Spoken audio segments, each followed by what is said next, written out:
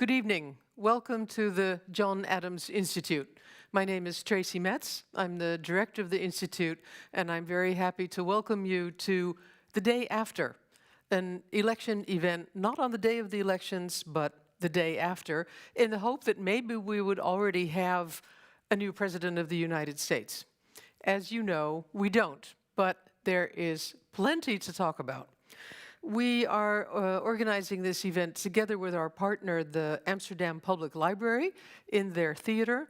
This is one of the very last events, if not the last, to be held in this public venue, as government has decreed that they have to close as of the end of this evening. So we're getting in just under the wire.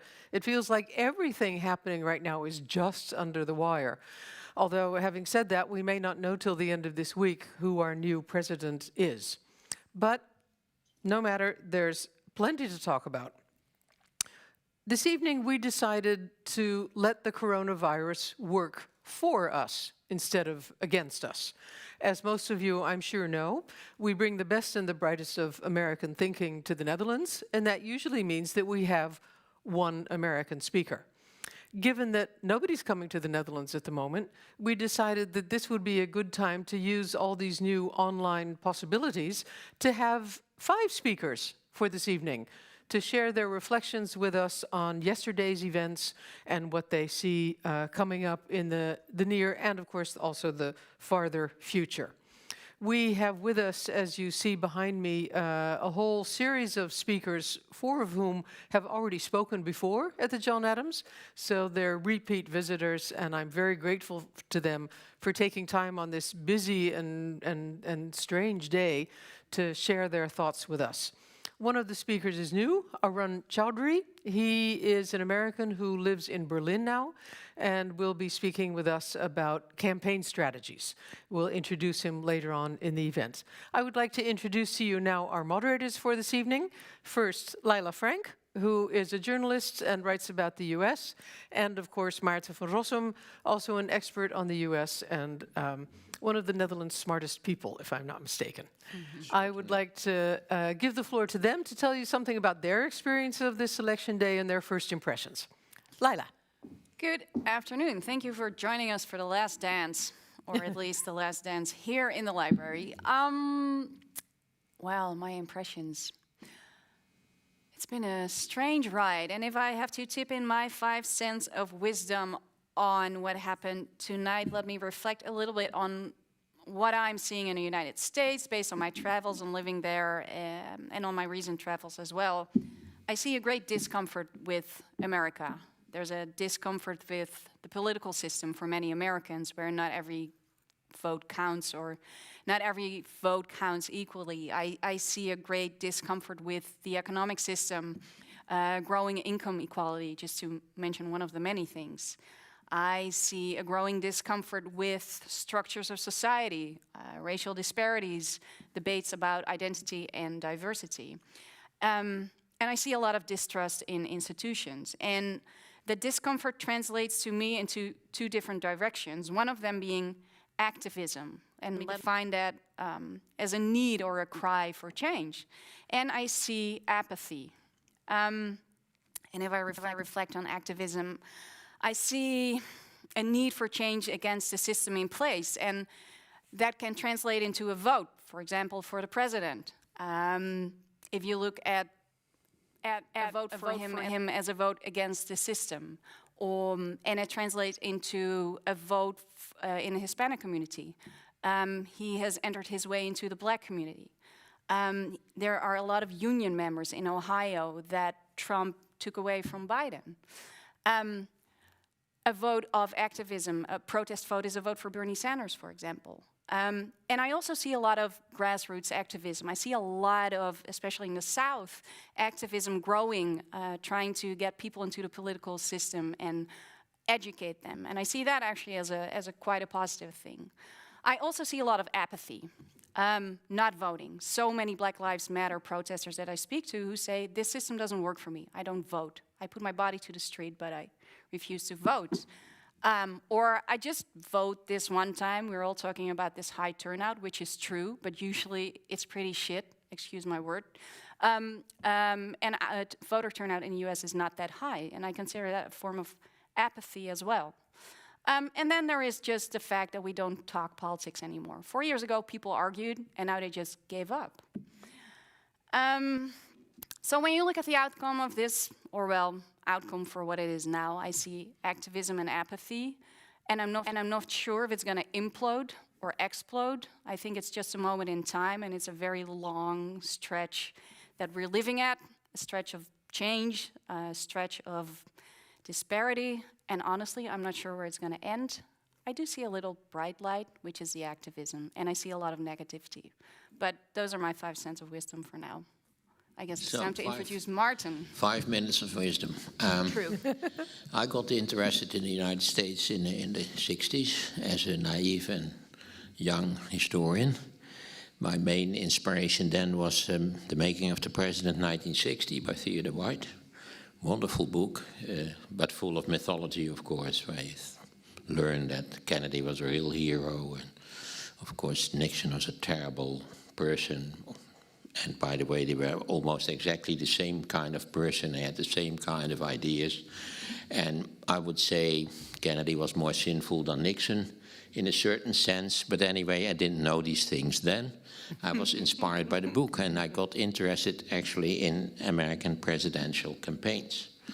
And my master thesis was about the beginnings of the Cold War, so I got interested in the history, the recent history of the United States. Well, at first it was more of a hobby. And then in the course of the 70s, and especially I would say in the second half of the 70s, things started going wrong in the United States. You could start, if you wish, with the murder of John F. and the murders in 1968, a terrible year, fascinating year, but a terrible year, of course. But in the late 70s, I think far more structural things started going wrong. And if you think that Donald Trump is the cause of all this misery in the United States, he isn't. He is a rather incompetent, we would say, a variété artiste. He is whatever a variété artiste is in English, I don't know. He is a TV performer. He's actually quite a good TV performer. But he's not a good president, of course. But he's a symptom of something much deeper and much more structural. And that started with, symbolically at least, with Ronald Reagan. It had actually started earlier, but Ronald Reagan was the first sign, the first TV image of what was starting to go wrong.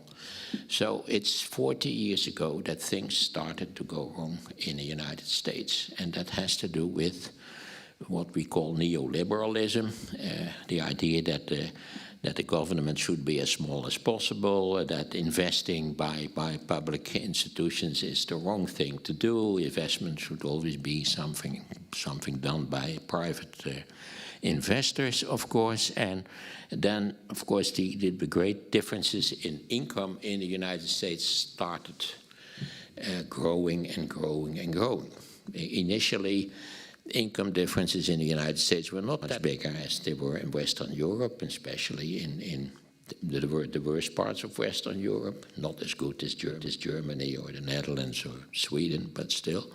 And now, of course, income differences in the United States are like Mexico or Brazil or Russia or China, whatever. They are terrible. And that is a thing that has terrible long-term effects on the whole social structure of the country. So if I should come to a conclusion, 5 minutes of wisdom, then it is, it's kind of strange to say so. The United States has been a continuous big disappointment for me for the last 40 years of my life, because it's an incredible rich nation. It's a very vital nation in all kinds of aspects, but still they don't do the right things. And it seems that the worst elements of American society seem to boss around that particular society. How come? Why is it that the United States went so far off the rails? It is now, I think, strangely enough, the United States was between 1945 and, let's say, 1975, it was an image that we were admiring. We were striving to become Americans, in a sense. It was a great democracy, a wonderful working democracy, all poppycock, but still that's what we believed. And nowadays, I think the United States is especially interesting if you want to know what can go wrong with a rich industrial nation. This is the most terrible, negative development of any rich industrial nation over the last half century. We will discuss that. I hope that's wisdom. I'm not sure, but... Well, it's also a little bit of an abusive relationship, I would say, you have with the country. Because you keep having expectations. Oh, I keep have being disappointed. sometimes some things in the United States I really do love. I mean, Boston is a great city, but then Boston is halfway between Europe and the United States. It's not Omaha. And the same goes for Seattle, which has the same climate as the Netherlands. And because I think the Netherlands has the best climate in the world, Seattle also has the best climate in the world.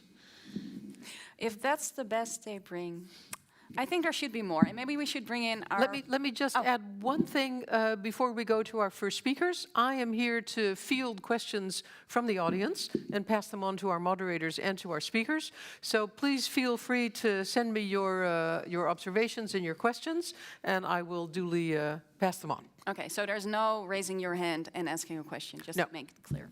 Okay. Just the chat via the digital channels. Okay, and you all know the digital channels? YouTube Live. Okay, well, there we go, YouTube Live. Okay, time to bring in our first panelists. Welcome to you both. Kim Wehle, expert on the US Constitution.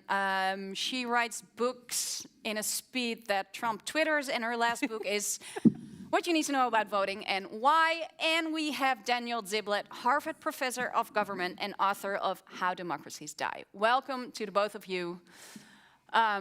Let's just start with how are you feeling and what was your day like? Let me start with you, Kim. Today's been crazy. I'm getting, incessant calls from all over the world to talk about what happened yesterday and what the next steps are. But I feel almost a calm compared to yesterday. Yesterday was definitely a difficult day. I feel like we're in the boat going down the river with half a paddle, and we'll just have to see where we end up. But your opening remarks certainly capture, I think, very well the sentiment in the United States, at least amongst the people that I think support some rule of law. And I know we're in a moment where even saying that people should have access to the polls, even saying the Constitution should be respected, is perceived as political over here. But some of us do want to just see American democracy back on track to some degree, which would require a Biden presidency. So it's a nail biter, no doubt about it. But I'm so grateful for the opportunity to talk about this stuff in this kind of environment. Wonderful. And what about you, Daniel? What was your day like? What's your state of mind? Yeah, very tired. But I agree with Kim. I mean, that's a nice comparison going down the river with. The comparison I was thinking of as I was trying to think of comments to make about the election, it was sort of like being asked to comment on how the patient is doing halfway through a surgery. I mean, we sort of don't quite know yet what the outcome is, and so it's hard to know exactly how to interpret things. But I do think it's really important, the importance of being calm in this process. I mean, there's a great temptation because of social media and just the kind of heated rhetoric to overreact to things. I mean, that's certainly a lot at stake, but I'm trying to stay calm is basically the main message. So asking you if we've seen democracy die a little more yesterday would not fit into that frame? Well, I don't think we saw democracy die. I mean, I think in fact it turns out the election has gone surprisingly smoothly. There had been reports, journalists had reported in the New York Times. There was an article last weekend saying there's going to be mass violence on election day. The stores were boarded up, and so this kind of created an atmosphere of the threat of violence. I mean, I think it is true, on the other hand, that having President Trump last night at 2 a.m, I was asleep, saying that, we're not going to count all the votes, we'll bring it to the Supreme Court. I mean, he's really pushing the boundaries of what's acceptable, or be way beyond the boundaries of what's acceptable. So that's certainly very worrying. But this is just the latest twist in a long story of degeneration, I would say, of our democratic institutions. I mean, I think, and I guess one thing I would say is that I had hoped that there would be a clear democratic, I may be getting a little ahead of things here, but a clear democratic majority in the Senate, as well as a victory by Biden, which would have allowed for a major opportunity to carry out a whole set of democratic reforms. And we can talk about what those are and what we think of those. But I mean, there was a real concrete agenda that a lot of people, that senators were talking about, that the Biden people were talking about. And I think all of that is now going to, in the best case scenario, which I think looks as if Biden is president and the Senate is Republican, which is looks like it will be a likely outcome. All of that stuff will be put on hold. Yeah, we'll And talk about that. Go back to a kind of holding pattern. Yeah, shouldn't be our first question. Why did such a terrible president do so well? Because he did unexpectedly well. We have to admit that. I mean, in seeing Florida gone, you knew that that was a terrible experience for the next 24 hours or maybe the next week. And who had expected Trump to do so well? Can you imagine a man who has done almost everything wrong that you can do wrong, a man with a kind of lunatic incompetence, and he is so extremely successful. Never in American history for the last 120 years so many people came to vote, and at least half of them voted for Donald Trump, for an idiot. Can you explain that? Kim, can you go first? Sure. That's a complicated question, and I know Daniel has some deep expertise on sort of the trends, why populism takes hold this way.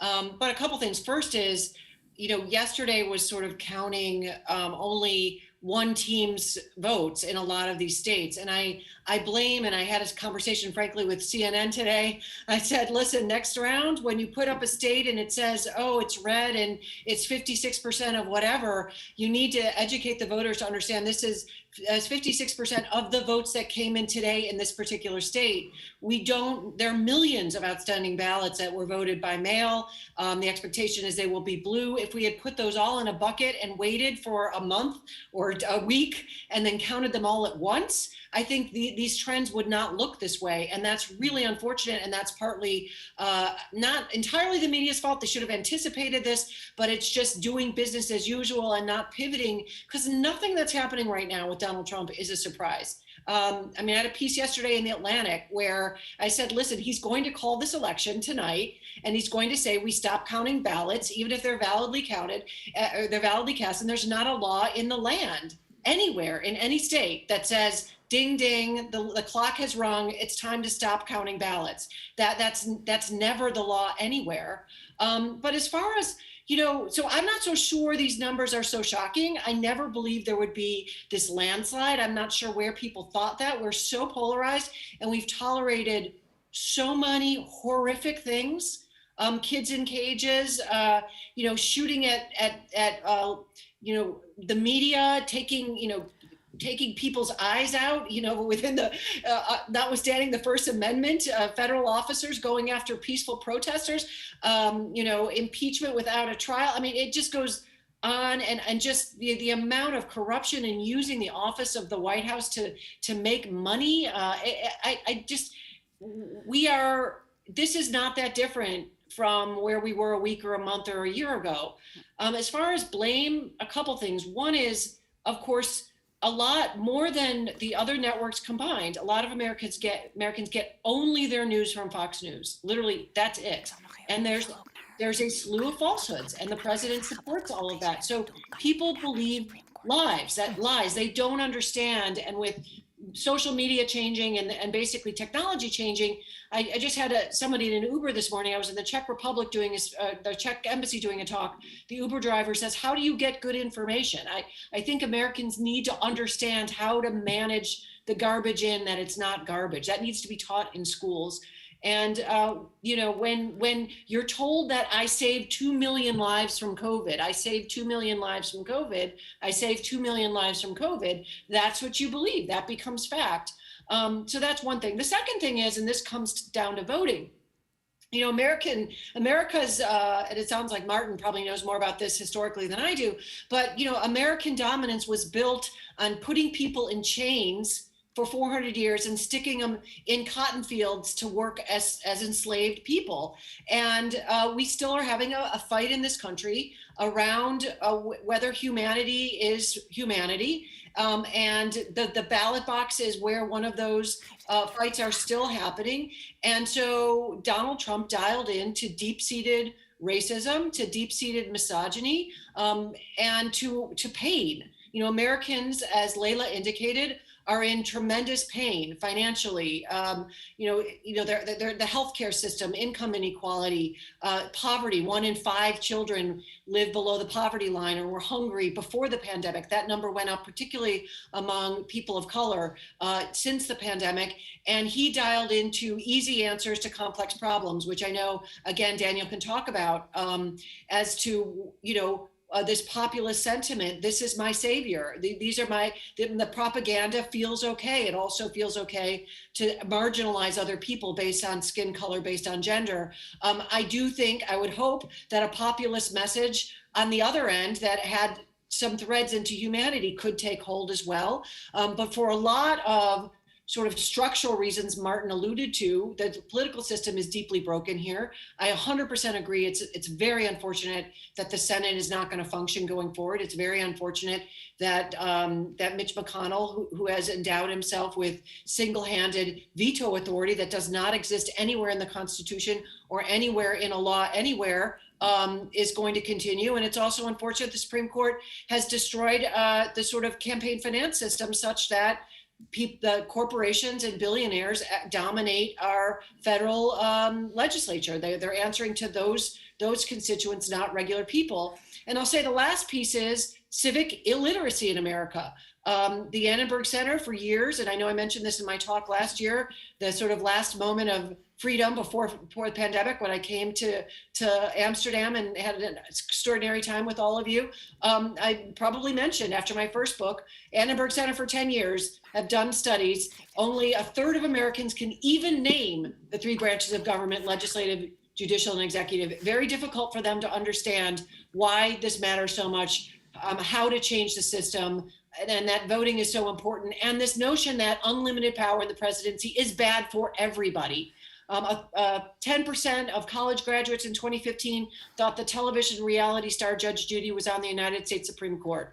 Only 6 states in the country require basic civic literacy as a requirement for high school diploma. So, I mean, I can't fix my car if it doesn't start, because I don't understand how the engine works. And to expect Americans to go in this very complex system, the Electoral College, you know, you can vote people into office at the state level that will change the how the electors are actually casting their votes in the Electoral College to make it more proportional. Very few people understand that. They think, I mean, I have a daughter at Oberlin College. It's one of the sort of elite progressive institutions in the country. And she tells me that these students want anarchy. That's where they feel they want to throw the entire thing out. And I think even that, and they have professors that are encouraging anarchy. I agree with Daniel. We need to take a deep breath. We need to just be calm. We need to wait for things to unfold. But to answer this question, it's very, very complicated, but it comes down, in my mind, to something I don't have expertise in, and that is psychology. The psychology of pain, that it's the psychology of easy answers and lies to complex problems, has us in this very precarious moment of American democracy. Thank you. So let's switch to that breath of air. Daniel, if I reframe Maarten's question a little bit from why do Americans choose Trump towards the problems that Kim just gave us, can you walk us through some solutions, maybe, some optimistic views of reparations of the Trump vote, if you will? Yeah. Well, I do think that I agree with Kim that one of the drivers of this, I think the sort of big force driving a lot of this is polarization. And what I mean by that is something very particular, which is the degree to which people in different political parties regard each other not simply as rivals, but as enemies. So this is at the level of political elites and at the level of voters. And when you view the other side, not just as a rival who has a different view of the world, different preferences about taxation and healthcare, but as somebody who, if in power, would fundamentally challenge your existence, then of course you'll go, if you view your rival in those terms, then of course you'll go to extraordinary means to prevent them from getting into power. And once you're in power, preventing them from ever getting close to power. And so when we look at President Trump's abuses and rhetorical kind of crossing the line, I mean, one of the most striking things is the degree to which Republican Party elites, who presumably know better, are willing to overlook these abuses and not publicly condemn them. I think that's a major facilitating factor behind what's happened. And as well as, I think, voters. Many voters regard the other side as such a fundamental threat that they're willing to overlook the abuses of democratic rules and norms as displayed by President Trump and say, well, we don't like that part of what he does, but it's worth it because we so deeply dislike the other side. So the question then is, how do you get out of that bind? And I think the first step is to realize that there's this concept that political scientists have of asymmetric polarization. And this, again, maybe sounds like a partisan statement, but I think the evidence is pretty clear that this radicalization has happened much more on the right side of the spectrum than the left side of the spectrum, at least among political elites. So if you compare congressional elites of the Democratic Party to Republican elites have moved much further to the right. And there's lots of, the recent study came out by an organization called Varieties of Democracy, which shows this. So I think the first thing to cure is to figure out how to prevent, why is it that the Republican Party, which used to be a kind of very traditional center-right party, has become, in effect, a radical right party in the European sense? And how do you prevent that from, how do you kind of dial that back? And I think one of the things that, I mean, normally the way in politics, in political science, like in business, if a party does poorly, if it doesn't do well, it has to go back to the drawing board and come up with a new strategy. Just like a firm, if no customers come and buy shoes, you change the shoes you sell and you fire the manager. A soccer team, you lose, you fire the coach, you get new players. The Republican Party has this interesting kind of dynamic where it's protected because of the nature of our constitutional system and the way that economic geography has developed. That is where people live, essentially. So another way to think about this is the Republican Party hasn't won a popular vote, including this year, for the presidency in the last 20 years, except one time in 2004. And yet the Republican Party's held the presidency for 12 of those 20 years. And so what that suggests is that you can lose and not try to appeal to voters in the middle and still gain power. And so there's a kind of buffer in place, there's a crutch in place, which reduces the incentive, the normal incentive for political parties to moderate and change their message. And in fact, given the kind of makeup of the party, there's a real pressure to double down and have an even harder, more right-wing ideology. And so in a way, so in particular, what I have in mind here are the Electoral College, which overrepresents rural areas. That's always been the case in our political system. But what's unique now is that because of where people live and residential patterns, this rural overrepresentation means Republicans are overrepresented. They get this extra artificial boost in the Electoral College, as well as in the US Senate, because each state has 2 representatives, no matter the size. And so as a result of this, the Republican Party is overrepresented in the Senate, which then also means the Supreme Court, which is selected by the president, selected through the Electoral College, confirmed by the Senate, also has this extra boost. So there's this kind of system of protection in place. And so in terms of what can be done about this is why I think I'm not only interested in democratic reform because things such as getting rid of the Electoral College, or maybe getting rid of the filibuster, or adding states to the U.S. Senate. So District of Columbia could be made a U.S. state. Puerto Rico could be made a U.S. state. These would be all democratizing reform, protecting the right to vote, increasing the number, making it easier to vote, same-day automatic voter registration, easier mail-in voting, a bit of what we experienced this year. All of these kinds of reforms that allow the majority to speak, allow the majority that's actually there to speak, not only would be democratizing, they would also reduce the protections that are in place that are allowing the Republican Party to compete, not win, and still gain power. They would have to compete in a real marketplace, and that would, I think, have a de-radicalizing effect on our political system. And do you see a real movement towards those changes? Well, again, this is what's a little bit tragic, I would say, about this election. Absolutely, there's a movement. The members of the U.S. Senate are discussing this. Democratic members of the U.S. Senate want to get rid of the filibuster. There's a bill, H.R. 1, House Resolution 1, which was passed by the House of Representatives Democratic House of Representatives in 2019 that was never passed in the Senate because it was under Republican control, which allowed for same-day or automatic voter registration. There was one proposal to make voting a national holiday, campaign finance regulation. There's a whole series of reforms. The problem is that given the current makeup of the government, as it appears it'll be coming into existence in January, none of this stuff is going to go anywhere.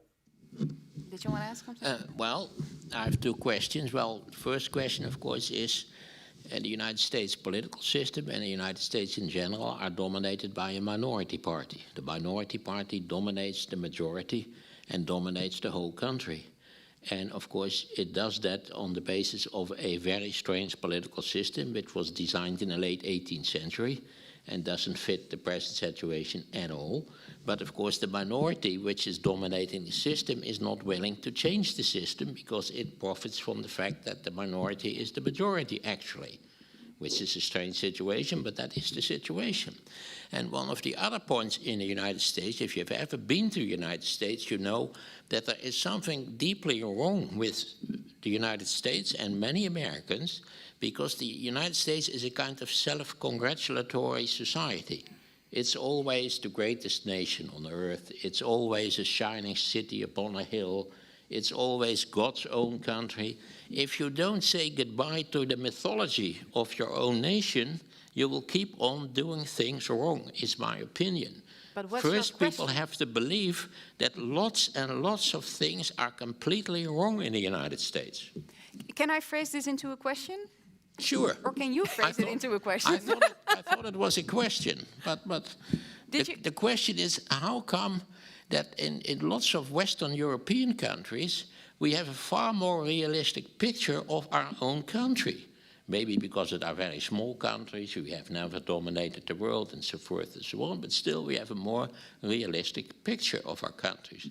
By the way, can I say something about your book, How Democracies Die, which I read, I think 2 years ago. It's quite an interesting book and interesting for signaling the problems that can go wrong. But you don't write anything meaningful about the little Western European democracies, which actually are the best functioning democracies in the world. And there's nothing wrong with these small democracies. They're still functioning very well. There's lots of things wrong with the United States or with Russia, or with Turkey or whatever, but not with Denmark or the Netherlands or Sweden or what have you. Daniel, I'm going to invite you to answer that question on the side with Maarten, if you don't mind, because I also want to, sorry Maarten, I also want to address, I think, one of the urgent questions that the Dutch audience also has when it comes to Donald Trump and his claim that he's going to go to the Supreme Court and that he wants to file all those suits. And Kim, I'd like to ask you, can he actually do that? Or what is the real, is there a real threat and a real possibility that the president will go there, and what would it look like? Yeah, well, I think there's 100% chance that there will be lawsuits filed, depending on the outcome of these swing states, that Michigan, Wisconsin, Pennsylvania, maybe North Carolina. It's okay. And so the first step is to identify if there's a delta that is narrow enough to justify a contest. When I say justify, as a threshold matter to get into court, the president would have to show that if he wins the case, he would get some kind of benefit from it. So if Biden were to win by such a huge margin that it wouldn't change the race anyway, a lower court probably wouldn't even hear the case. So that's number one. We just have to wait and see what if Biden does win, if he wins by narrow margins. And it's the narrow margin that screws up the Electoral College and the popular vote. I mean, it's the narrow margins that get us into a lot of trouble. So that's number one. If it happens that that's the case, there's absolutely zero doubt in my mind, and the president's already indicated it from even before yesterday, that there will be lawsuits. There are hundreds of them filed before yesterday. It's record numbers, challenging everything from additional drop boxes for during a pandemic, to drive-through voting, to signature requirements, to lifting notarization requirements. I mean, remember, it depends on the state. Your right to vote, unlike other constitutional rights in the United States, it hinges on your zip code. If your First Amendment rights are consistent across the country, but not when it comes to the right to vote. So I think then Trump's lawyers will scour the law, scour the polling stations to find whatever particular in abnormalities they can drum up. I mean, there might be some legitimate problems, but I'm saying, in my mind, the right to vote should outweigh these, but that's not how our Constitution works under this current Supreme Court, or how the Supreme Court has construed the right to vote, which is not expressed in the Constitution. So then they'd have to then bring a viable claim under state law. Then they would have to convince the Supreme Court to take expedited review. Normally this will take months and months. You have to file in the lower court. Then it would have to go to an appeal. Then it might go to what we call an in-bank at the appellate level, where the entire circuit would listen to it. Then it would go to the court. So this conservative court's been very eager to grab these cases on expedited review. So my guess is they would take it. Then it would come down as a legal matter to essentially, this is my view, the source of the change. So under the Constitution, the textualists on the conservative court have taken the position that when you're talking about elections, under the Elections Clause, only if the legislature actually makes the change at the state level to, for example, allow mail-in ballots to be counted after Election Day, if they were received or postmarked, I should say, prior to Election Day. If that change was made by the state legislature, then it's good. If the change was made by some other entity, a judge under the state or federal constitution, a secretary of state or elections official, under the basically delegated power by the legislature, the conservatives, I think, and a majority would say, no, that's not legal, and then would allow votes to literally be canceled out on this theory that we're textualists. And I put this in quotes. I can talk about this at length. I think, textualism is a real approach to constitutional theory, as is originalism. It just isn't black and white. That's the fallacy, the notion that there's no judgment or some discretion. So I think then it'll come down to that. If it turns out that this change is something that is embedded in state law or was pre-existing to the pandemic, I think even the conservatives are going to have to allow Joe Biden to be president.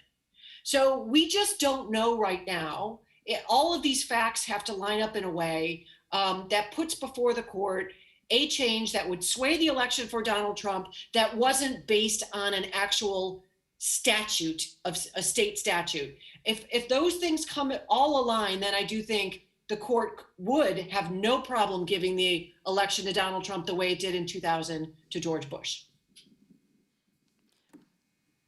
I think I understand you. I'm trying to understand how real this opportunity is, that we're going to get stuck into months of lawsuits before we actually know what the outcome of the election is. I think that is unlikely. It is another typical American problem. All these idiotic lawsuits about everything, everywhere, every time, by every person. You are a dictatorial state by lawyers, in a way. Well, I mean, I'm a law professor. I'm trying to look for structural reasons that so many things go wrong in the United States. We have breaking news, Maarten. Oh, Maarten, that's me in this case. No. Oh, sorry, I'm totally confused. Yeah, it just got in that Trump is asking for a recount in Wisconsin. Pretty much all the votes are counted. Joe Biden is leading, small margin. Kim, is there a law in place in Wisconsin, a formal law that says when you can recount or not? Is this a real option? Yes, there is, and I actually have the research. I'd have to pull it up. I don't have it off the top of my head. Some states, there needs to be a certain delta, or it needs to be a very close vote. Some states, you can just ask for a recount automatically, a candidate or a voter. So it's going to depend on the law of that state. My guess is Trump's lawyers feel that Wisconsin gives them some room. And so to answer your question, Laila, just because they're asking for a recount doesn't mean that we're going to end up in the Supreme Court. I mean, that's the part that I just think we really need, not you, but in general, to slow it way down. The chances of that happening are slim. And one thing that I think is a really positive thing is the fact that yesterday went smoothly. I have more confidence in, the people on the front lines of democracy, right? I try to say this when I get on air in the United States. Listen, these are not fraudsters. These are not terrible people that are trying to steal elections. These are hardworking, people with integrity that are running these elections with a hand tied behind their back, without enough money in a pandemic. And I think they know they're ready. Wisconsin's probably ready to do this recount. And if the legal challenge is slim, if the legal challenge is on some very thin reed, I don't think it's going to get to the Supreme Court. I really don't. Courts know how to do this. And what we've seen with a lot of the litigation, I mean, like as Maarten said, lawyers file these lawsuits, but I teach civil procedure. They can get thrown out. If the challenge is fraud, what we've seen so far, if the Trump campaign comes in and says fraud, fraud, fraud, fraud, fraud, they say this all the time on, Twitter. The judge will say, give me the facts and the evidence. That's the moment of truth. They don't have it. So unless they can come in with witnesses, documents, proof of fraud, then the voter will win. The vote will be counted. And so that's really going to be at even the lower court level. If you can't come up with something, bye-bye, dismiss your complaint. Okay. So I take this as an optimistic note, actually. Daniel, I think we're almost there. What makes you keep your calm? And can you give us a positive note on what you've seen over the last 24 hours and what you're expecting for the next? Meditation. No. Well, I do think, this is really important. This comes back to Maarten's point. We have to remember a majority of Americans have never supported Donald Trump. They never supported him in 2016. They didn't support him in 2020. In the 4 years between 2016 and 2020, at no point did he ever have anything approaching 50% approval ratings. A majority of Americans are liberal, inclusive, embracing of multicultural. I think, you look at the public attitudes towards the Black Lives Matters protests. A majority of whites supported the Black Lives Matter protests. This is a major change from 1968 when Richard Nixon was able to call upon his law and order strategy to kind of mobilize whites. This is no longer the case. American society has transformed.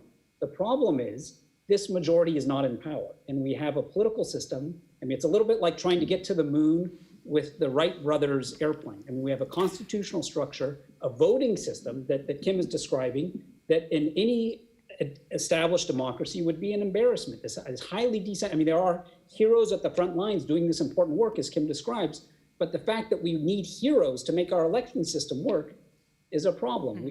So we're working with a very old-fashioned 18th century structure. The majority of so I blame our institutions, not our people. And so the question is how to reform our institutions. And so that's what gives me some confidence.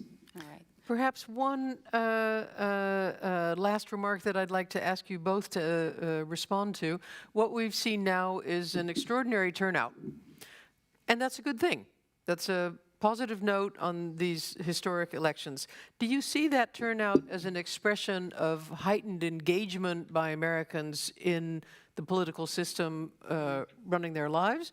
Or do you see it as a sad expression of the increased polarization? Well, I think it's the former, personally. We went, I don't know what the numbers are now, but it was approximately 50%. Americans are learning about their government. They're learning about how the voting system works. And that it matters. And that it matters. That I think is wonderful. I hope the conversation continues. I think the concern is, okay, now we are here. We have a minority in power. What do we do next? Throughout impeachment, the Republicans were like, let the voters decide, let the voters decide. Now we're not letting the voters decide.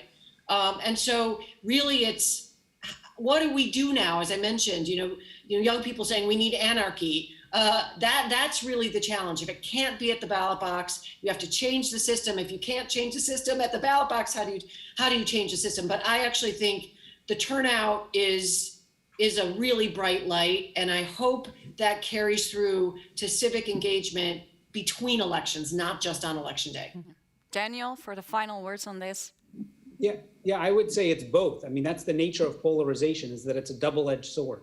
We need polarization. We need vehement, disagreement in a democracy. That's what democracy is about. But on the other hand, extreme polarization can kill democracies. And so, we're witnessing both at the same time. And so that, this is why we need to, in a way, channel this in a way that allows our institutions to cope with these kinds of challenges. Thank you so much. Daniel Ziblatt, I think you're going to leave us. Have a wonderful rest of, well, however long it's going to take. Kim is going to stay with us for a while. Feel free to tap in, Kim, and thank you both for this conversation. Thank you. Thank you both. Thank you. We are going on. I think we have Arun on the line. Do we? Is technology? Yes, there we go. Arun Chaudhary, welcome. You're actually a first-time speaker here at the John Adams, so we're very happy to welcome you. Arun is a campaign advisor, American abroad in Berlin, a new European. He was President Obama's videographer, and he was the creative digital director for the Bernie Sanders campaign in 2016. What's your state of mind? I mean, it kind of ended up like a lot of us thought it would, much closer than it should. And for sort of bright, obvious tactical reasons that I think should be something that the Democratic Party has soul searching about. I mean, what you see unfolding is Republicans voting for Republicans, right? Which sounds like a simple thing, but the Democratic Party has spent so long courting them, inviting them into their convention, making sure they know there's a place for them in the cabinet in a way that no other center-left party in the world does, right? Or normally would. And so I hope this sort of fever dream has been broken by the Democrats, and they'll look actually to folks in their own party, especially in the progressive wing, to bolster their chances of winning elections. But if you look at it, if you look at it from that point of view, has the Democratic Party learned anything since 2016 when you look at the outcome right now? No. I mean, you saw what running the exact same campaign got almost the exact same results. Joe Biden, of course, is doing better, especially with working class whites in some places that is particularly useful. But again, I mean, without COVID, I think we would imagine Donald Trump with an extreme electoral college victory in a landscape like this. And it has to be puzzling at a time when his leadership has so obviously failed in the time of COVID and has so obviously led to deaths of his direct constituents, the people he needs the most. Old folks in Texas are not who, as a campaign advisor, I would tell Donald Trump to put on his kill list. So he should have hired you. Yeah, really, Can you walk us through the biggest takeaways for you from the outcome or the results that we know right now? Yeah, it's that we had a really good thing going this time in terms of pure science of campaigning, because so many things you couldn't do that you would normally do. So now you find out if they work or not. And so many other things, that you go through the motions on. And I think the thing that we have to ask ourselves is how effective are campaigns to begin with even? The biggest takeaway from the Democratic primary would have been that, 20 candidates who all had state-of-the-art digital programs, let's say 10 of them had state-of-the-art digital programs, but that's still an awful lot, were not able to overcome a candidate who had just a bigger relationship with the media and with the public. And so the idea that elections and primaries are sort of these even playing fields that two teams go out rather than a very uneven playing field where there's already a story being told, and that it's really important to keep telling those stories outside of the election.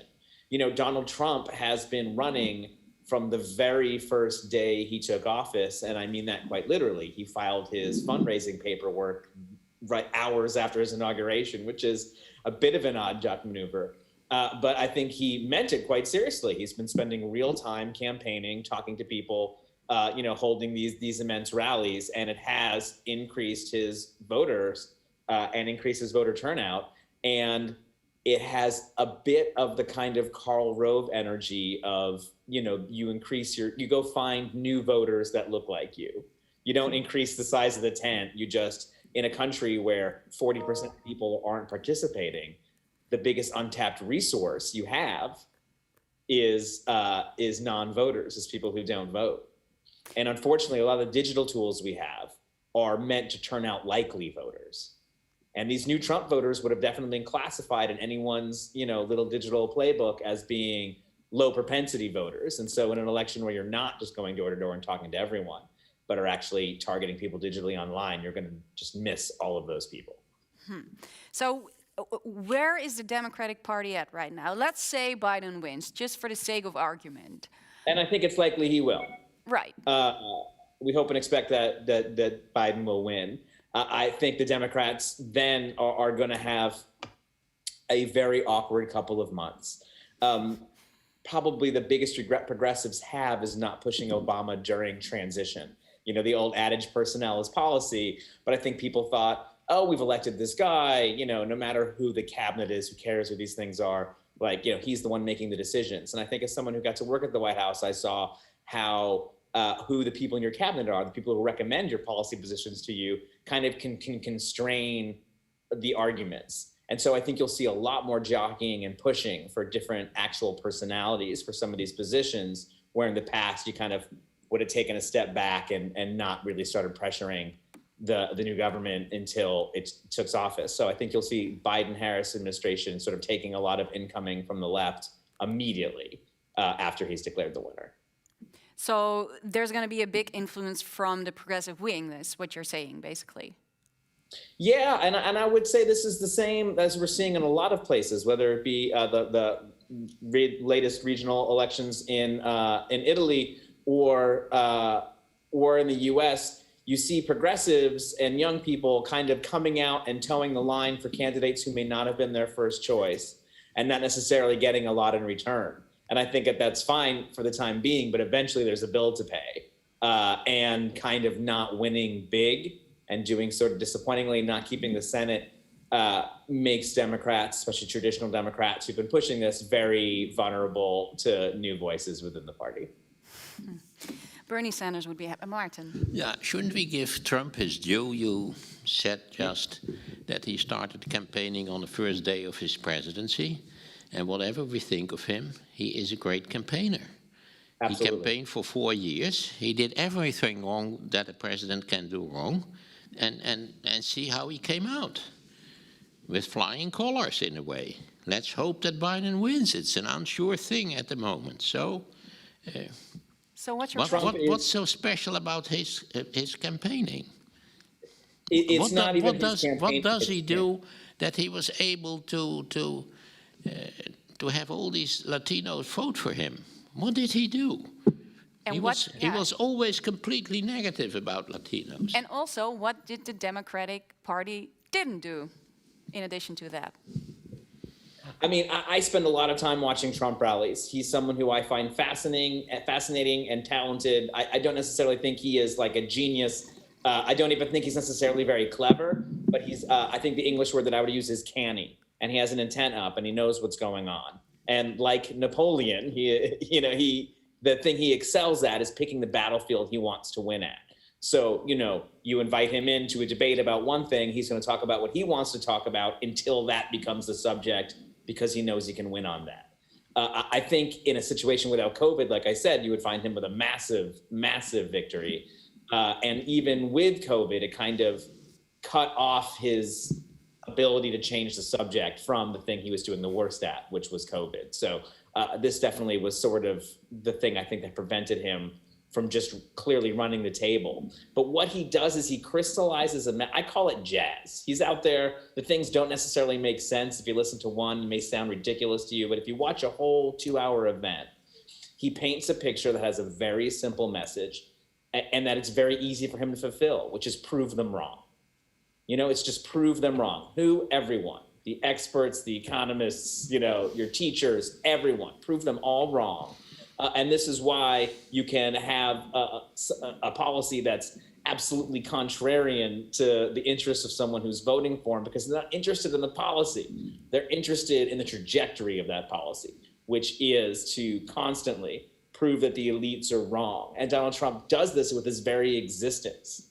His existence seems to infuriate, especially, liberal folks in America, to the point that he can actually steer the conversation at all times. So it's not something anyone can do. It's not something anyone can do. He actually is, I think, in some ways, a very special candidate. Arun, why is this message of proving them wrong such a strong appeal to voters? What's what's beneath that? I think especially on the left, sort of after the New Deal and the kind of erosion of it, you saw what was a mass party, and I think you can make analogies to many of the European center-left parties. What was a mass party became a professional party, a party of professionals. And at some point, the community and the family that it offered to people disappeared. And this sort of sense that they're absolutely not looking out for the best interests of people while still sort of taking the votes for granted, just the difference in the rhetoric versus the action has just left a debt that has to be paid. And I think austerity, especially as kind of influenced by the Germans in the EU, was sort of the last straw when it was sort of suggested that the working class was going to have to pay the debts of the upper middle class and the rich. And this broke a worldwide straw in which people no longer saw themselves as part of a bigger cosmopolitan project. And it really is going to take a lot of national reconstruction to sort of set that right. What can the Democrats learn from Trump's campaign talents, Arun? I think one of the things that they can learn... And I'm asking this, I have a reason for asking this. Laila didn't mention it yet in her introduction, but you were also advising the Dutch Labour Party, the PvdA, on our upcoming elections in March. So I'm very curious, what can we, the Dutch, but also what can the Democrats learn from Trump's blunt but passionate and effective campaign strategies? In some ways, it really is about back to the basics, about what's on offer. It's what should I expect from the government and what will I get and should I want more? Trump hasn't delivered on those things necessarily, but that was an important part of his rhetoric and continues to be. He seems to, from our perspective inside the US, be the one who's pushing to get stimulus checks out, be the one who kind of one who wants to get you influx of something to help you in your life. And so this idea that it's less about sort of the decency and the presentation and all these things, and it's more what you give and what you get, is something that Donald Trump... Transactional. Yeah, lives and breathes in this sort of negative way to some people who don't like it, and a positive way to people who do like it. But everyone can take something from this, and that people want you to approach them with a genuine offer, not just with the sort of set of attitudes you're supposed to have. Because that is what a lot of people say about Trump, who are in favor of him. He's delivered. He does what he says. He does what he promises. I mean, if you're interested, for instance, in conservative judges, he has been working overtime to get you, more of them than anyone since George Washington managed to appoint. Is the whole idea of what a government can do for you and what you can expect from a government, is that... do the Democrats overstretch that idea for an American framework? I think the Democrats have been so scared of it as part of an American framework for so long that they didn't notice that Republicans, especially through people, outsiders like Steve Bannon in 2016, had snuck up on them. There are many ways in which you could say Donald Trump ran to the left of Hillary Clinton very successfully in 2016, maybe much less in 2020. But actually, crept in around the edges. Because in America, our politics aren't based on policies. They're based on, again, sort of teams and postures and attitudes. And I would point you to 2016 again, in which Hillary Clinton and Donald Trump essentially traded positions of the parties, right? Hillary Clinton was pro-intervention and pro-free trade. Donald Trump was anti-intervention and pro-protection. Which is the opposite of their parties, and no one sort of minded. This didn't cause a mass defection of voters because they're still your team and you vote for your team. We have a question from Paul Soltis, who says, I don't understand your claim that President Trump is a great campaigner. Are you suggesting that Joe Biden should lie more often? Joe Biden is not as good a campaigner as Donald Trump. Both of them genuinely enjoy being in crowds and talking to people. And I don't think it's about the lies that Donald Trump says. I think it's that he is the embodying his message. Everything he says, if he's like, these people are lying, CNN, they're horrible, lock them up, whatever, is part of this prove them wrong message. The problem with Joe Biden is that he has problem sort of taking the things he wants to do and making them into a catchy, short message that you can go to a rally and come away with a profound understanding of what Joe Biden is going to do for you. I say this as someone who likes Joe Biden quite a bit, but his strength is in sort of empathy and compassion and, again, sort of attitude and posture. He knows his stuff on policy, but he is not a great synthesizer. He is not Bill Clinton. Yeah, He is not short and snappy. What would his logo be on his cap if it's MAGA, Make America Great Again for Trump? What should Biden's logo be on his cap? No more malarkey. Look, Joe Biden has a real chance to have a third act and reinvent himself again. I think we have already forgotten that Joe Biden in 2008 was a fairly conservative senator, who had been very strongly for the Iraq War, was sort of the antithesis of what Barack Obama represented in so many ways. And that their coming together wasn't a buddy cop movie, it was an Odd Couple sitcom, right? Like this was the kind of coming together and sort of reinventing himself as Barack Obama's vice president, as someone who was more advanced on social issues, who was, sort of coming around even on some of his more conservative ideas, was interesting. I think he has that opportunity again to decide that he wants to be more than that and to bring the Democratic Party together. I worry that with this sort of meager, slightly Pyrrhic victory, maybe it can become more than that, but he is not going to feel like he has the mandate to sort of become the transformational figure that I think Democrats really need. Let's come back to the structural problems.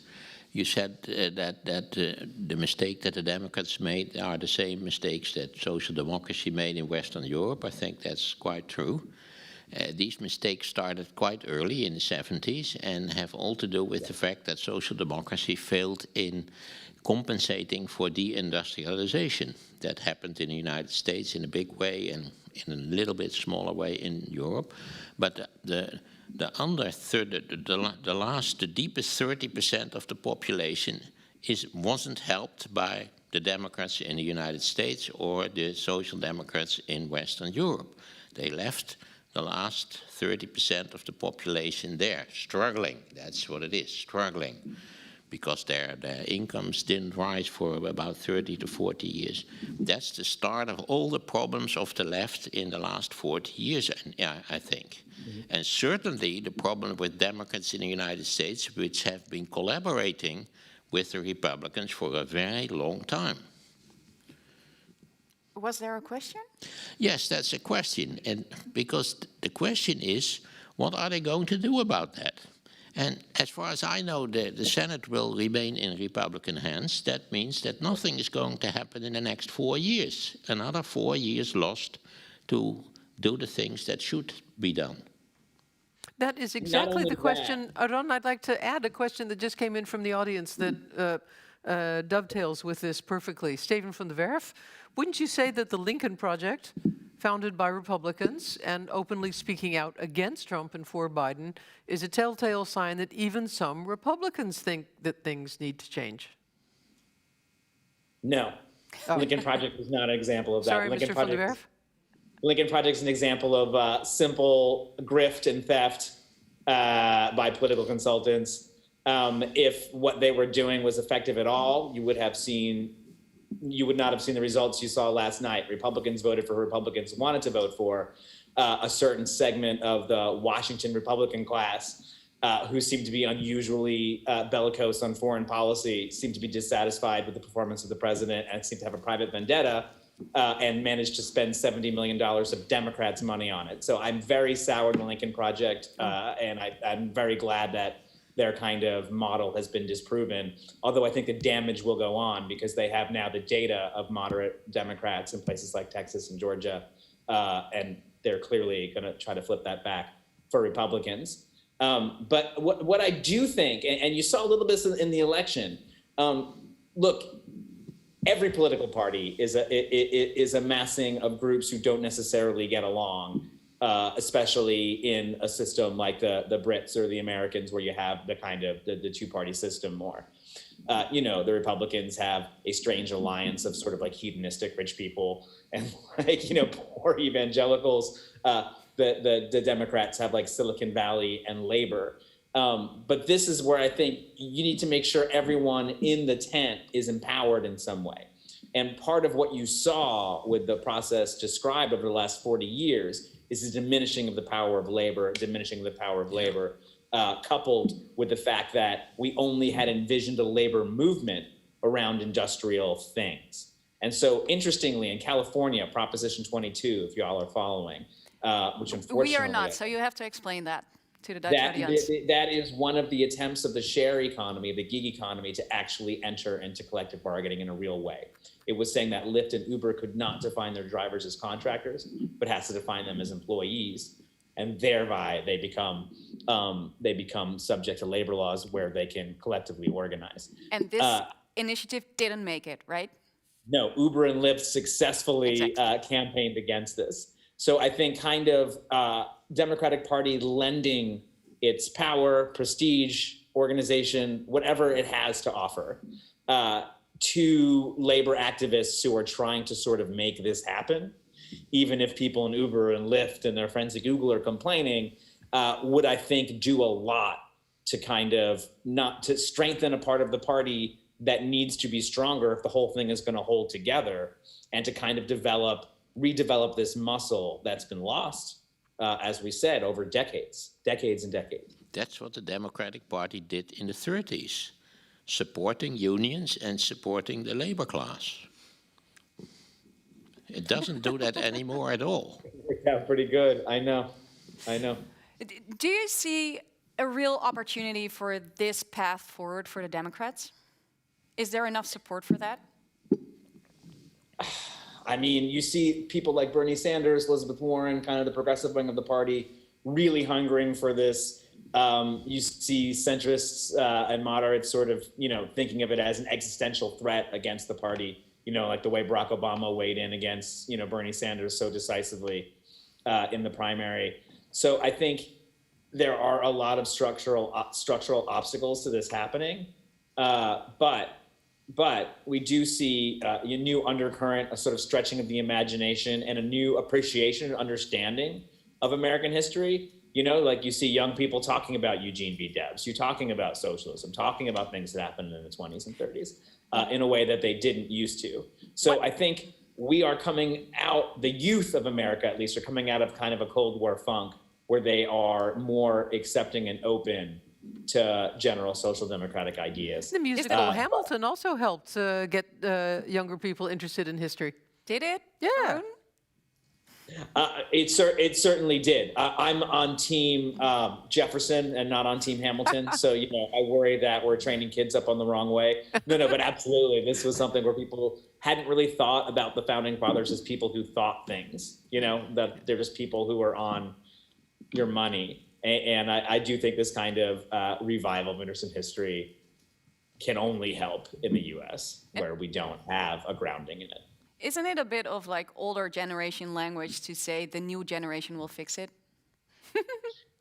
Yeah, no, it sure is. And, and it's funny because we talk about the new generation like it's one generation, even though there's many coming up. And I will say, as somebody who makes content, when you talk to millennials, it's not the same way you talk to Gen Z. They are very different people, very different aspirations, and very different ways of communicating. And so I think, there is a lot of overgeneralization, but there also is a rise in participation of young people, and we saw a lot of that yesterday, and that's good because so often the mantra is young people don't come out, even though in the US it's actually sometimes very hard to vote, especially if you're young and you're not totally situated in an address. So we make it hard and then we shame people for it, and then we wonder why we have such low participation in our process. We have the New York Times is calling Wisconsin for Joe Biden, by the way. Somebody's clapping here. Good. That is definitely very good news. Yeah, one thing we should not have been that close. Yeah, one thing that's, well, it didn't surprise me, but I've been watching it for a while, and Donald Trump got a bite of the black vote, especially younger black men. How do you explain that? Because he asked for their vote. Yeah. You know, like it was, people thought it was laughable when he was spending money advertising and doing events and, you know, just humbly asking for the black vote. But he did it, and he got some people to say yes. And I think it's because part of the ritual in America, you know, and so why I think he's a good campaigner, is you have to go and you have to ask people to vote for you.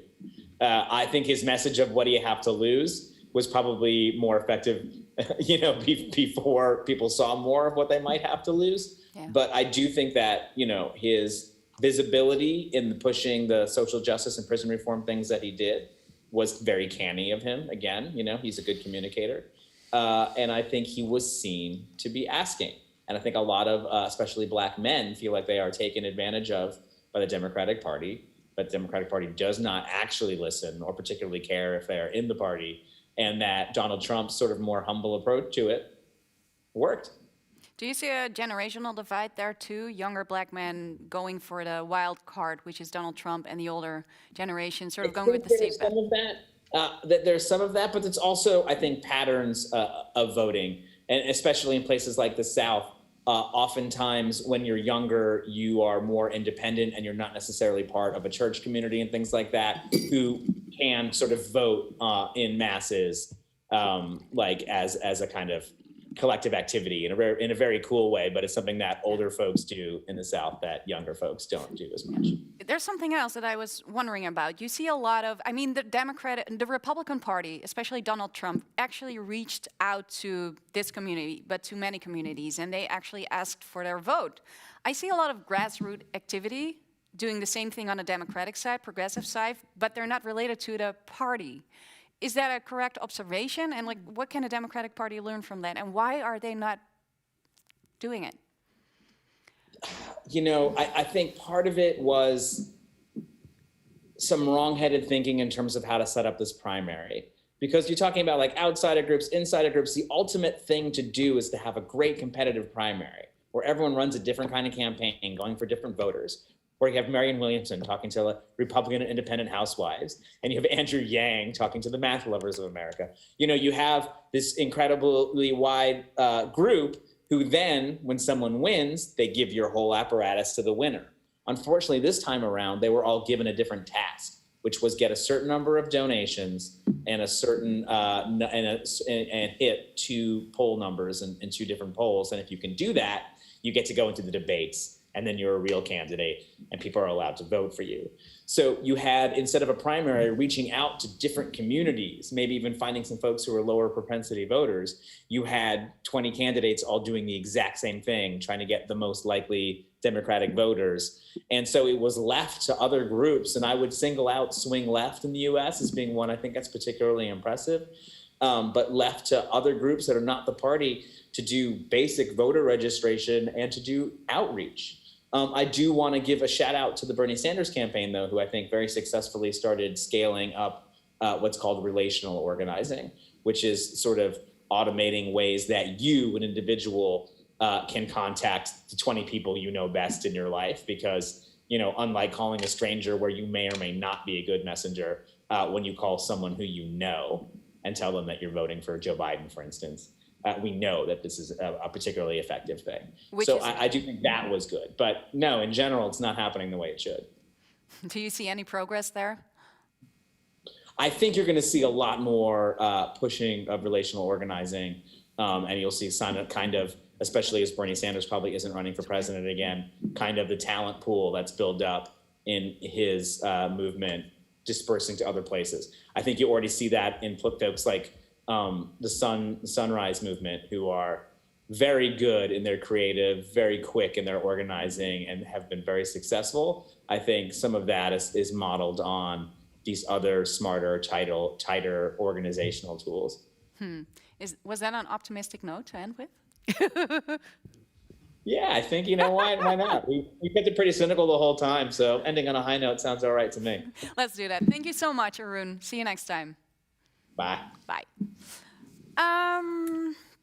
Let's zoom out a little bit. Can I just add Yes, this you little news tidbit? Oh, it's news. I'm sorry, I didn't catch News that. flash. Democrat Joe Biden has gotten more votes than anyone who has ever run for president.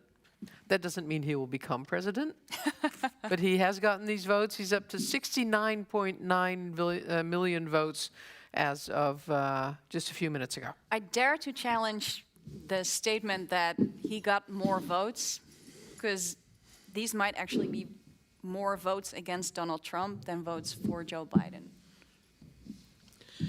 If you catch my drift. And the Yeah, but wonderful that may come down and to the same thing in the long run. And the in the wonderful short run. thing about the American political system is that the guy who got the most votes is, in quite a lot of instances, not the guy who becomes the president. And again, Haven't we seen that before? Haven't we seen that in 2000? Haven't we seen that in 2016? Are we going to see it again this year? We were on conclude such an after optimistic note. all these conversations, we concluded that one of the main problems is the American political system. yes, we did. But you can only change the American political system by changing the Constitution. And do you really believe in changing the Constitution in the United States Can in that the be next done? few years? Nobody believes that. Nobody believes that. Not in the next 4 years, but I think this is a question that we can discuss with our next panelist who just got on. Welcome to you both. Russell Shorto, writer, journalist, and former director of the John Adams, a very familiar face, as is George Packer, staff writer at The Atlantic and author. Welcome. Thank you so much for joining us. Let's start with the state of mind of the both of you. George, do you want to start? Well, it kind of oscillates every 15 minutes or so. Last night, I was sinking into a deep gloom as the count in Florida and then in a bunch of other states seemed to be going against Biden. And it wasn't just a close election, it seemed to be a losing election. But I think that was deceptive because a lot of those, the missing votes were Biden votes coming in late as absentee ballots, and that's what's being counted today. And now it looks, I haven't checked in the last hour, but it looks pretty good. So in the just sheer horse race, my stomach is churning all the time, and I won't sleep well tonight as I didn't last night. If Biden wins, I have a deeper, dark feeling about, or if he loses, it doesn't matter. The election shows something about us as a country that is very hard to face, but hard to escape. I don't want to cut into Russell's time, so I'll just leave it at that, and we can talk about it as we go on. That's quite a cliffhanger. We'll get back to you. Don't worry. Russell, what's your state of mind? Well, first of all, it's nice to see you all. Nice to virtually be in Amsterdam. And it's an honor to share the screen with George Packer. I've admired his work for so many years. My state of mind, I guess, is mainly sadness because I had hoped, as I was listening to most of your previous guests, except for about 20 minutes, I had to run and pick up my son from school. But so I share that sense of sadness and frustration. I had, maybe not right in the forefront of my mind, but somewhere in my mind, I had held out this hope that 4 years of mayhem and illegality and shattering of norms and children in cages and all the rest would have made some portion of, some significant portion of Republicans say, you know what, this is not the American experiment, and I still want to participate in the American experiment. And that doesn't seem to have been the case. So that's a huge loss, because it now means not only, I mean, whoever ultimately wins, the future is a mess. George Packer wrote a wonderful book called The Unwinding about America in our lifetime and this slowly unraveling society. And I think from now forward, it's maybe the dissolution. I mean, because you're going to have these two wild animals locked in a cage together, and you know, what possible good out, this kind of dovetails with the point he ended on, what possible good outcome can we expect from this? We have entered the sequel of the unwinding. Yeah. George, Thank you for that, Russell. I couldn't agree more. I think Russell put it really well. We are it's almost euphemistic to say we're a divided country. I think we're two countries who don't understand one another, hate each other, want to see the other suffer and lose, don't care about the well-being of the other, and can't grasp what could possibly motivate the other to do what it does.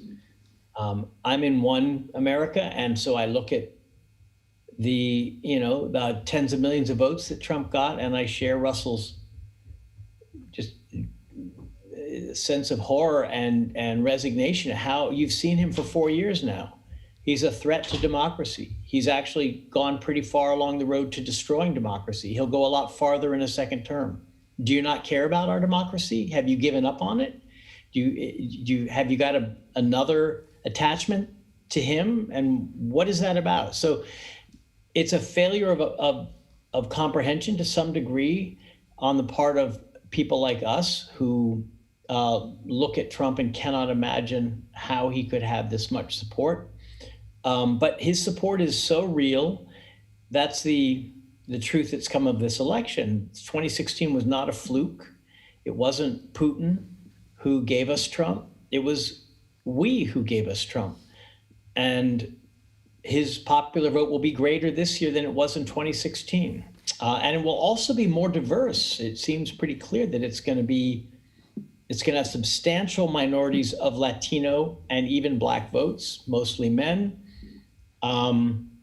The races are incredibly competitive all over the country, from Nevada to Maine to Wisconsin to North Carolina, just very, very tight. So he's got broad appeal, and his followers are living in a different world from mine, and that's really alarming because it's in some ways harder to figure out how to solve that than to solve infrastructure or global warming or taxes. This is a existential and epistemological collapse and for me, the thing I keep coming back to is, don't you care about our democracy? This is all we've got. This is the thing that has kept us going and that has been a model to the world and that has kept us together when we had nothing else in common. And now you're throwing it out. Do you understand the consequences of that? Your president wants to subvert this vote. He wants to stop the counting. He wants to take the vote away from people. He wants to do anything he can. Does that not concern you? And I don't hear that coming from anyone except Never Trumpers, who are a kind of a vocal minority of Republicans who've gone the other way. So we are stuck with each other. We can't live apart. We can't live together. That's the message of this election. And it's been true for some time, but I think fantasies can arise that the other side may eventually start to fade away, that we have the majority, that we have virtue, that in some ways right will prevail, and it's not working that way. Instead, we're just, we are two caged animals in the same cage. And I don't know if there's any precedent. Russell, can you think of one for how a country divided as we are goes on together without a civil war or without breaking apart like Czechoslovakia in a peaceful way? Is there any precedent for what could happen? Well, I think... Just, excuse me, Russell, because there's actually a question coming in about a possible civil war, so we might... Response to George's remarks about whether do people really care, Yvonne Sonderop. If the US is two countries now, can journalists only speak to one of the two peoples? That's a challenge to speak to both. I think the Civil War notion is, starting 4 years ago, that really entered my head, that this is in effect a civil war. the obvious difference between now and the American Civil War of the 1860s is that there was a convenient, if you want to use that word, geographical divide then, and that doesn't exist now. So I'm kind of, over the course of the day, you started by asking how we're feeling, been thinking of this larger and more defiant Republican vote for Trump as, in effect, declaring a civil war, saying, you know, we don't care that he violated norms, has violated laws, has been nakedly corrupt. We're after you, and that's what matters. And that we can't do it on a battlefield, so we're doing it this way. It sounds a little bit, but maybe that's just the sentiment of today, that the both of you have given up.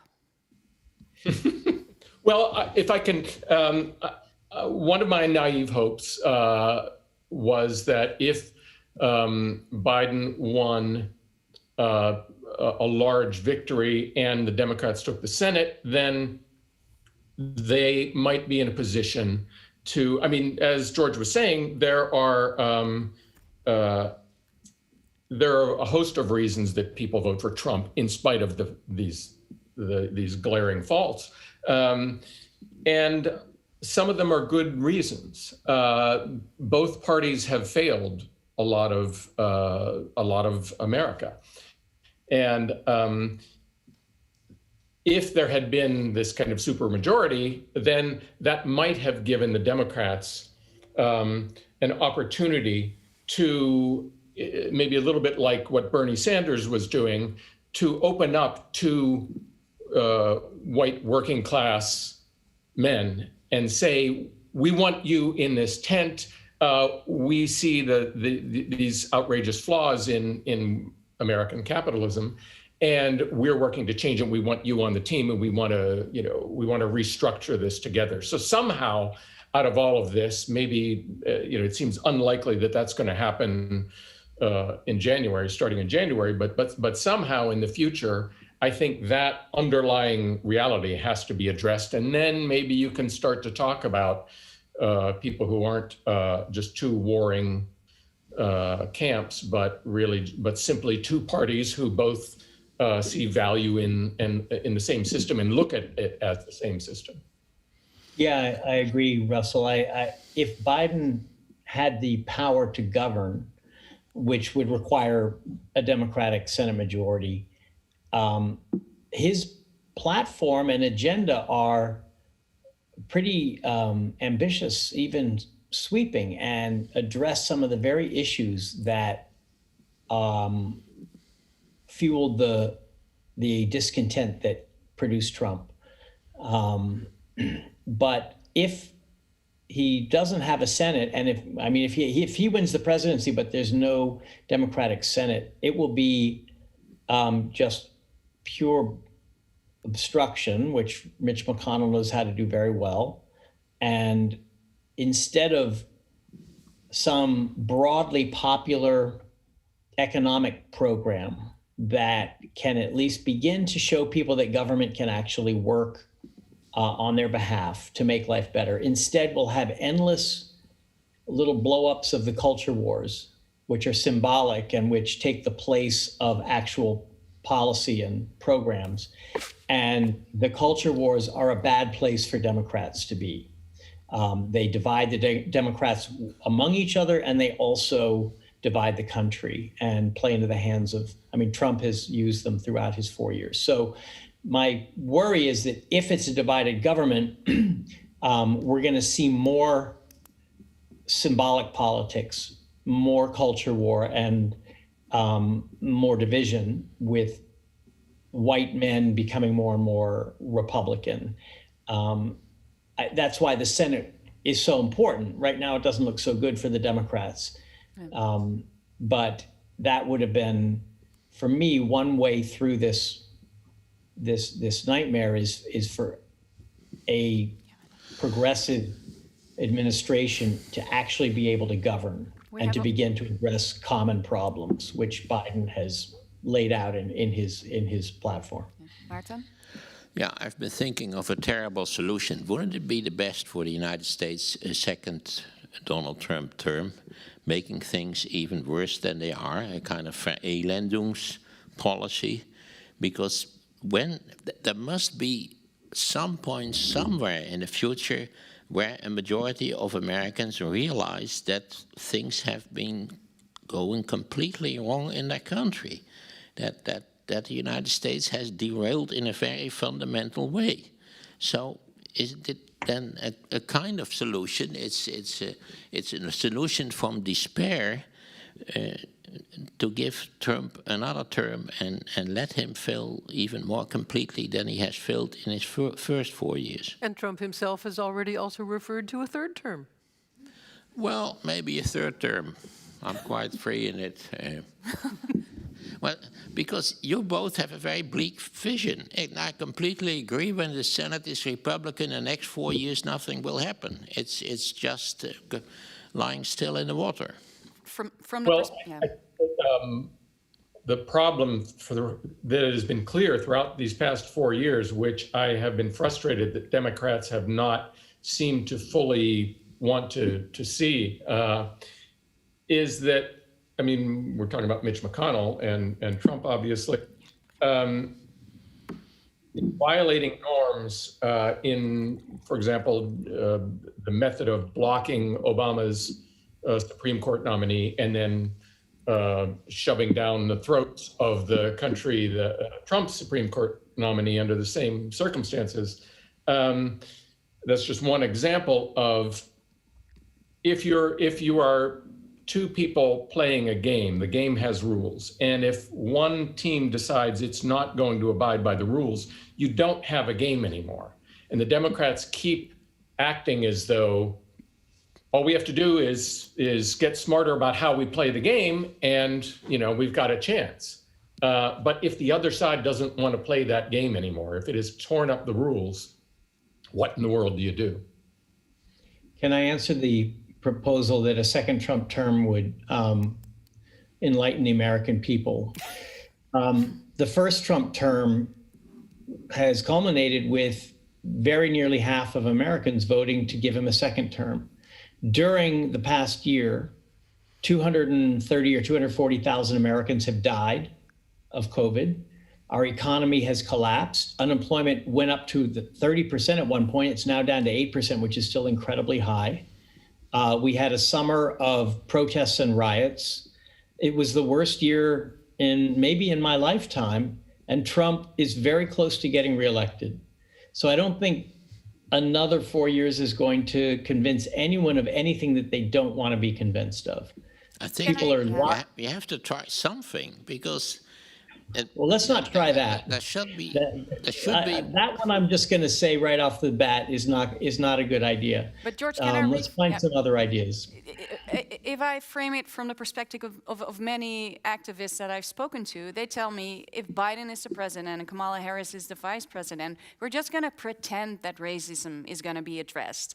If Trump is getting another presidency, he basically made the Black Lives Matter movement visible. He made it visible how racially divided we are, how white supremacy is still a power. So if you frame it from that perspective, what they say is just let it explode, let it get worse, because that's the only way it can get better. Can you understand that perspective? That's a dangerous fantasy, because when they say let it get worse, what do they mean?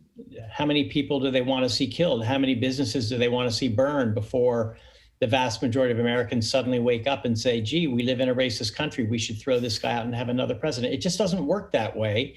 The idea that the worse, the better, which was a slogan in the late 60s of the New Left, it was a disastrous idea for the New Left when Tom Hayden said that he wanted George Wallace to win in 1968 because the worse, the better. Well, we got Richard Nixon, and we got a huge conservative backlash for years and years. In some ways, we're still living with it. It will not be different this time. So no, Biden and Harris are the sane alternative. They will not give the activists all that they want, but they will take steps toward police reform, toward investment in Black communities, toward improvements in spending on education that may not satisfy self-described revolutionaries who think that we're going to have a completely new country if we can only make things as bad as possible for the country that we actually have. But it would be progress. And progress is something the American people need to see, or else they'll completely give up on government and on one another. Among the many things that need to be addressed, how to do it is another question. Education. Your earlier panel was talking about how ignorant Americans are of their system, of how it works, of their history. In the past 30 or 40 years, in addition to that, we've seen the basic units of society, small towns, families, collapse. And in the wake of that, there's this alienation. And so people are forming these new groups or reaching out for alternatives. And they don't have that kind of historical underpinning. They don't have that sense of what the founding fathers did and what the country has gone through. So some kind of coming together as a group, as one people, with common principles, with common goals of rebuilding a kind of civic culture is something that I think is hopeful. That I have no idea how to achieve it, but how could both sides not value something like that? Yeah. We have a not so much a question, but a remark in the same vein from Mark Owe in our audience. He says, Biden will also have the opportunity to run a transformative presidency, not so much in lawmaking, but in pulling the country together again and hand it over to the next generation. Is that the best possible scenario? I think a Biden presidency would be a good thing in many ways. That's one of them. I mean, the president, as we've learned by the negative example of Trump, is a very powerful person. Biden could immediately change the tone of politics coming from the top. He could lower the temperature. He could speak to the whole country. He could treat the American people with respect and dignity and model a kind of respect that Americans have stopped showing each other. And perhaps it could gradually begin to seep into the country and into the way Americans talk to each other. He would show a different face to the world. That might be the most important change he could make of all if the Senate remains Republican. He could show to the world that we want to cooperate, we want to be a good citizen, we want to lead, we want to be involved in collective efforts to solve problems, where America First is over and America as a good world citizen and a leader of democracies is back. That's something a president can do without a whole lot of congressional involvement, and something I know Biden would do because that's just in his nature. That's the way he sees the world. And he could also speak in the way he's spoken throughout the campaign. I think he's run a very good campaign because he has spoken both passionately about problems, racial, economic, climate, and yet unifyingly about us, about who we are as a people. And he won't be able to heal these divisions, but at least we will no longer have the incredibly destructive daily noise coming from the White House that we've had to live with for the last 4 years. And I think that would just have a kind of calming effect on the country. This is a very different view of the role of the Democrats from that expressed here by Barbara Harrison. She says, part of why some of my family members voted Trump was that they hated what the Democratic Party has come to mean. They feel that the Democratic Party is a threat to democracy. Perhaps this goes back to the deplorables, which none of us will ever forget. Can you understand this sentiment, George? I'd like to hear how it's a threat to democracy. If she means that there's an illiberal tendency on the left in universities, in the media, and in the Democratic Party, she's right. There is an illiberal tendency. I've written about it. I've spoken about it. Does it dominate the Democratic Party? Is it Joe Biden? No. the illiberal tendencies in the Republican Party are the president, the leader of the Republican Party. Biden has resisted it. For example, when he was asked, do you believe in getting rid of monuments of slaveholders? He said, we should have it done by a procedure so that the authorities and the public get to have a say, and it's not just done by mobs.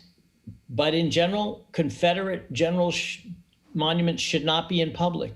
But American presidents who did good things should not be torn down. That was a totally sane, balanced response that no one really even noticed because it was so sane. That's the kind of thing that Biden, I think, would be able to do. These hot button cultural issues, he just by instinct will diffuse them.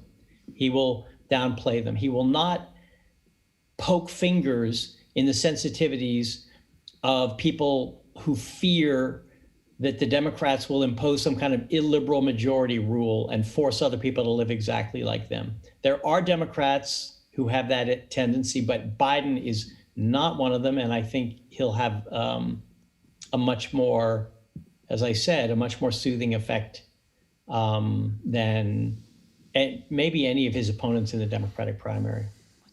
If I could just follow up on that. A few days ago, I was on Bauterhof, and also on the panel was Ayaan Hirsi Ali. And she made this unusual argument, I thought, that it was probably not a good idea to vote for Biden because there is this illiberal left. And if he got in, they might be in charge. And my counter to that was essentially what George was saying. Well, the illiberal right is already there. They are in charge for sure. Why assume that a moderate Democrat is going to automatically be under the sway of the extreme wing of his party? Gentlemen, we are approaching the end, and it's against the bluesy tide that we're in right now, but I would like to ask you if there is a silver lining in your view in whatever we're looking at right now. There is.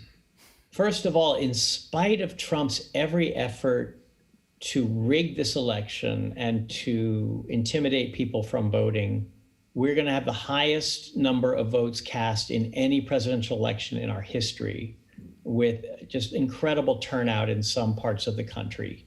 And that is a testament to Americans' abiding belief that their vote matters, that really it's all they've got in a way, and they're not going to give it up easily. So that to me is, whoever they voted for, the fact that they voted gives me some hope.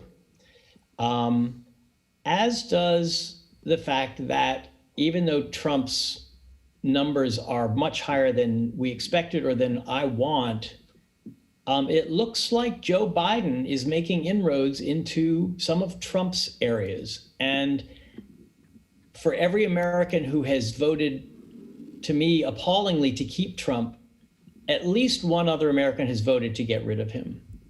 And that's why we're divided, but it's also why there's, for me at least, lots of flickers, even stronger than flickers, of life left in our democracy, because people voted like their lives depended on it. This was the most urgent, intense election I've ever seen. And it's because Americans have seen what 4 years of Trump have done to the country. And that, at least, they are engaged. Russell, a silver lining to end with?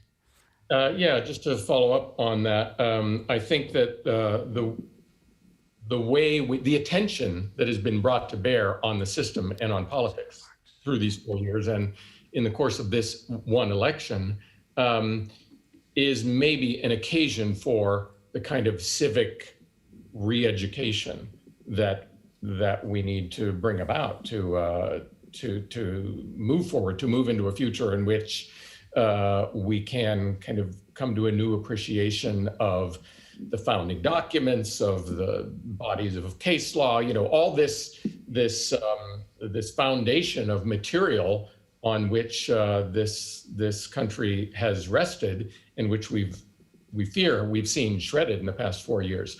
But the thing that Trump brought about then is kind of a certain amount of awakening. And where we go from here is anybody's guess. I think one last thing is, this is literally the morning after, the day after. And so we're all dazed, assuming we move into assuming, it's a big assumption, but assuming Biden becomes president in January, there are all kinds of opportunities for reinventing, for being creative, for taking what we've got, if it's divided government, if it's horribly divided country, and looking at it in a new way. Thank you so much, both of you, Russell Shorto, George Packer, for sharing your precious time and your thoughts, and good luck in the upcoming days and weeks. My closing remarks, my silver lining for Yes. today. My own private silver lining is that no matter what the outcome of these amazing elections will be, there is still something like the John Adams Institute, which will continue to bring the best and the brightest of American thinking, hopefully of both ilks, to the Netherlands. And I'm very glad that a center like this that fosters discussion and debate and thoughtful reflection exists. And in that same vein, I wanted to tell you about our next upcoming event is on December 1st at 4 in the afternoon. It will be an online conversation by Roberta Haar of the University of Maastricht with Ian Burema, who will be in New York, on his new book, The Churchill Complex. Thank you all for joining us. My apologies to the members of the audience who posed questions that we didn't have time for. I hope you understand. Thank you to those of you who braved the pandemic to be here with us this evening. Thank you to the Public Library of Amsterdam, the OBA, for hosting us and for working with us on our program series. See you back on December 1st, and thanks again. Good night.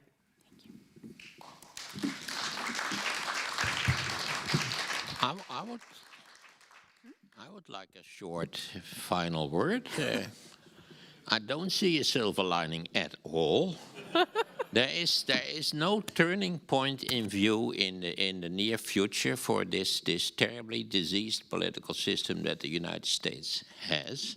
You had a wonderful president for 8 years between 2008 and 2016. This wonderful president, willing to do all kind of positive things, was blocked for 6 years by a Republican Congress.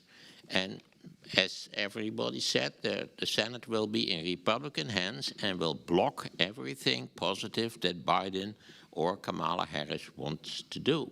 So I don't see a silver lining. Joe Biden is not a turning point. Joe Biden is old politics going in an nowhere. old jacket. He's a nice guy. I hope he wins. But it's not going to change the United States. Okay. Wait and see, as Trump always says. I'm sorry to have spoiled your evening.